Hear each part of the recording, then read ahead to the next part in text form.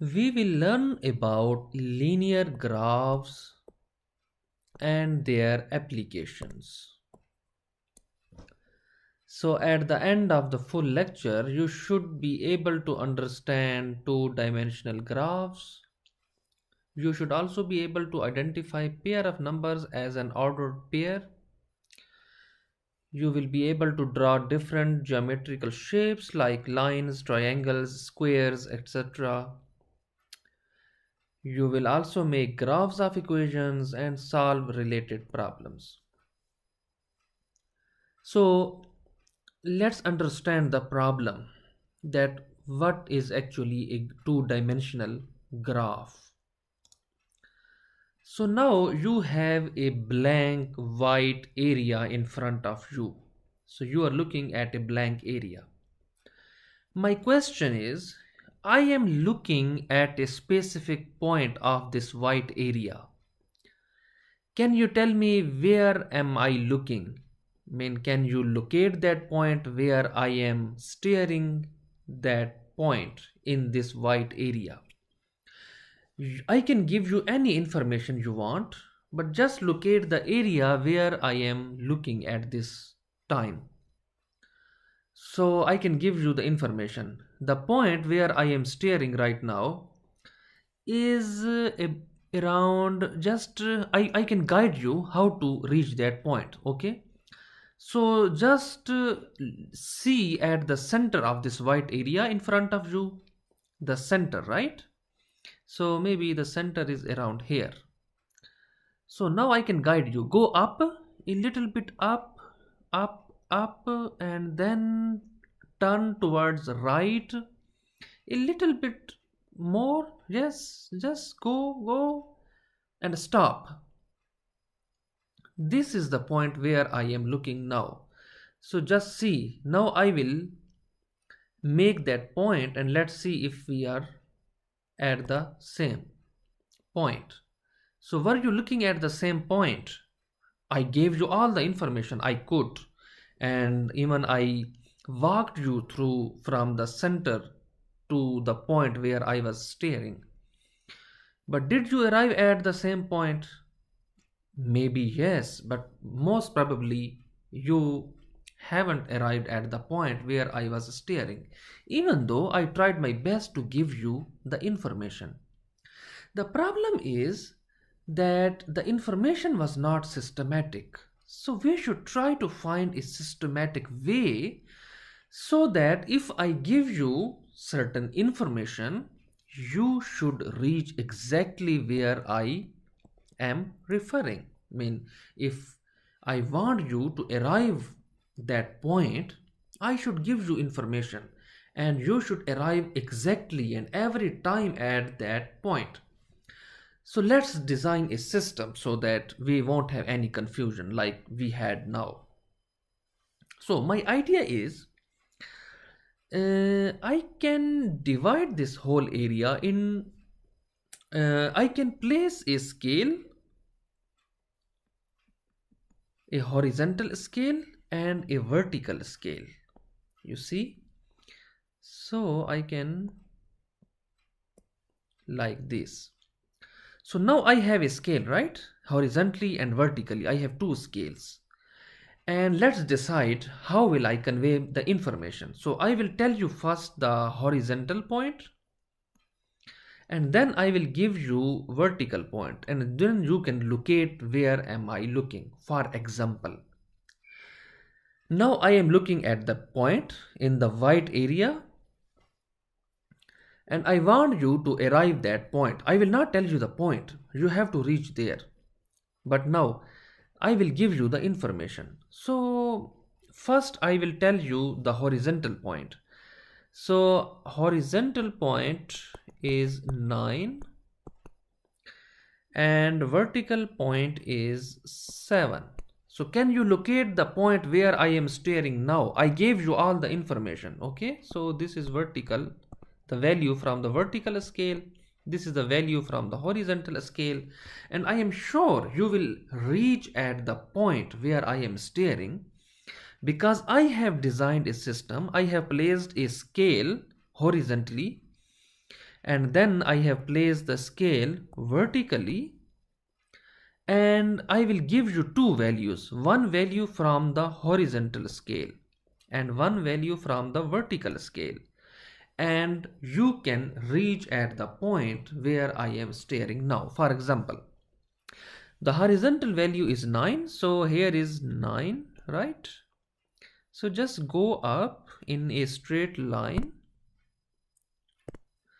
So if I go from this point in a straight line, and the vertical point is 7, so I will just stop in front of 7. So I hope I am in front of 7 from the left vertical scale, so I will stop here. If you see, if I just start another line from 7, I hope they will intersect. If not, I can just extend it. So I was looking at this line, or at this point. See? So it means I have designed a system by which if I give you enough information, that enough information means one value from the horizontal axis and one value from the vertical axis, and you will always be able to point out that point where I am referring. For example, I gave you the information 9, 7, and you reach that point. You just start from the horizontal first, the point where is the value, and then you go straight up until you find the value of the vertical scale. So wherever these two lines will intersect, that is the point I am referring. So do you like my system? You see, I solved this problem very efficiently. But did you see, when I was drawing the lines, I had little confusion because I started from 9 and then I went upward, but I didn't know where is 7, so I had to draw another line from 7 horizontally, and then I had to point. So instead, I can just put a grid in the empty area like this. You see, now it should be easy to draw the lines or to pinpoint the point where I am referring. For example, now I give you the information of a point where I am looking now. So the information I give you, first I will give you the horizontal scale value, okay? So the horizontal scale value is 6. I am writing it as H, mean the value from the horizontal scale, and V is for the vertical scale on the left side. And from the left side, the scale value is 7. So now find the point where I am looking now. I gave you enough information and you should be able to find that point. So horizontal scale is 6. So here is 6. And the vertical point is 7. So here is 7. And now because of the grid, it's easy. I don't need to draw a line. I will go just up, up, up in front of 7, and this is the point which I was referring to, right? So you see, now whenever I give you only two numbers, the one value from the horizontal scale, another value from the vertical scale, and you are always be able to locate the point where I am looking or I am referring to. So this system is very nice. Do you like it? Sometimes you see the scale. The horizontal scale starts from 0 and then it goes to 15. Similarly, vertical scale also starts from 0 and it goes vertically up to 10. The choice of the scale is totally arbitrary. You can choose any point you want. You can choose any scale you want, and you can choose maybe shorter steps or maybe longer steps, or how many steps you want. It's totally up to you, and it depends on the application you are having or the problem you are trying to solve, and you have to adjust these scales. So a better way, because you are familiar with your numbering system, right? So you know We have positive numbers and we also have negative numbers. So what if you are dealing with a problem which involves negative numbers? How will you represent those numbers on the graph? For example, now I am giving you only positive values. For example, the horizontal value was 6, vertical value was 7, and you located that point very accurately. This system is nice. Now suppose I give you a value like I am looking somewhere at negative 6 and 9. Just imagine. Not looking, because we don't use these graphs only to locate certain points in a space. These graphs have many applications. So certain applications may need to deal with negative numbers. For example, negative 6 and 9, because our number system contains negative values as well. So I should change my design, this system, to locate a point in a space to include the negative numbers, right? So here is a modified version of this system. So what if I place horizontal axis or the scale here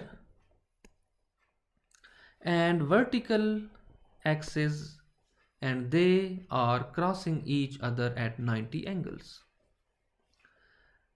So this system contains negative numbers as well.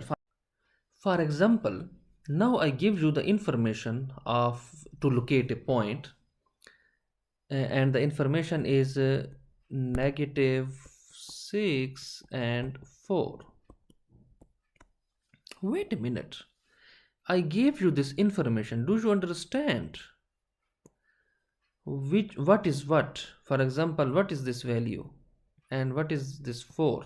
Because you have to look these values onto the horizontal and vertical scales, right? Because if we want to locate a point in the area, I will give you two values. One value will be from the horizontal scale and the other from the vertical scale. So I will give you two values, and with these two values you can always locate a point in an area.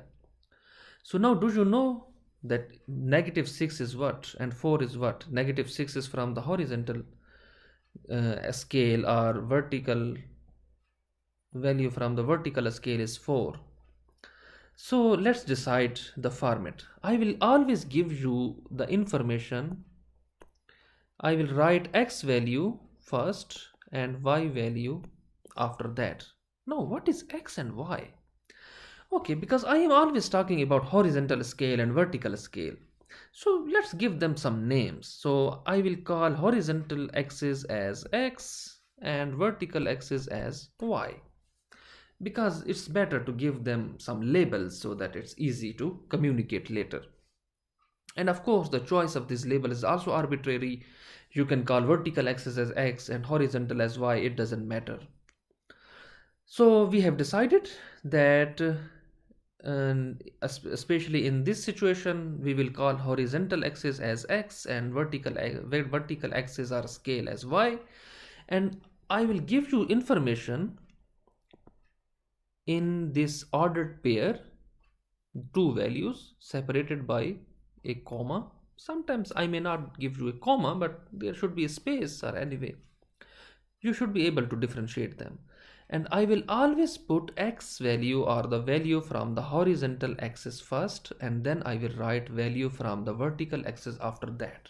So now we have decided the format in which I will give you the information so that you can locate that point in the area.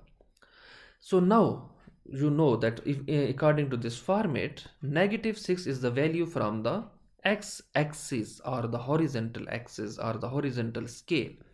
So negative 6 is here, and then the vertical scale is 4, and I have to go up, and 4 is here.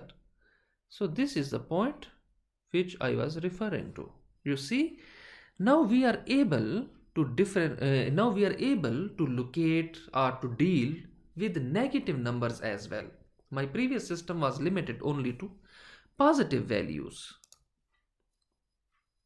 because we were able to draw only positive numbers, but now we are able to draw negative numbers both for the horizontal and vertical axis, or x-axis or y-axis, or x scale and y scale, whatever you like to call them. So you see, whatever I have discussed so far, you see that it is actually the extension of a simple situation. So for example, when I was having positive scales both horizontally and vertically, and then I changed my setup and I put negative numbers and I put vertical axis and horizontal axis in such a way that they are crossing each other at 90-degree angles. So you see that this situation was actually very simple, and it is a part of this situation. You see, if we see this section or this rectangle, my previous whole area with these positive values both for x and y, now this is part of this larger picture. For example, that was only representing this rectangle. So my system is now dividing the whole area into 4 sections, right? Into 4 rectangles. For example, one is here, another is here, third is here, and fourth is here. Let's try to understand try to understand the parameters related to these regions, because now we have we have subdivided the one big area into 4 smaller areas. So you see, in this area both x and y axis are positive. You see, if I give you the information and both numbers are positive, for example 2, 3, so I assure you that point always lies in this quadrant. We call them quadrants. So this is first quadrant, and if the information given to you contains both x and y values as positive, the point should be in this region. Similarly, we call it second quadrant. In this quadrant, we see that y is positive, but x is negative, you see. Because when I gave you the point -6 and 4, you remember? So the x was negative, but y was 4, and that point was in this quadrant. Now, this is third quadrant. These are just the names we have given them because we have divided the whole area into 4 regions. So let's name them first, second, third region. And in the third, both x and y are negative. You see the scales. And this is fourth quadrant. And here x is positive, but y is negative. You see? Okay. So you are familiar with the number line, right? We have studied it. A number line is divided. At the midpoint we have 0, and then we usually write positive numbers on the right side and negative numbers on the left side. So this is a number line. But when we had an area, you see, if we have only one number line, for example horizontally, we cannot use it to locate any point in the space, because this information will never be enough. If you can, just try it yourself and let me know how. For example, I am looking at certain point in the area above this horizontal scale. Please find that or locate that point, and I am giving you the information. The information is 6, positive 6. Now locate that point. Okay, so have you located that point? I am looking here. Were you looking at the same point? No, because you don't know. 6 could be here or here, here, here. There could be infinite locations. where I am looking, above 6.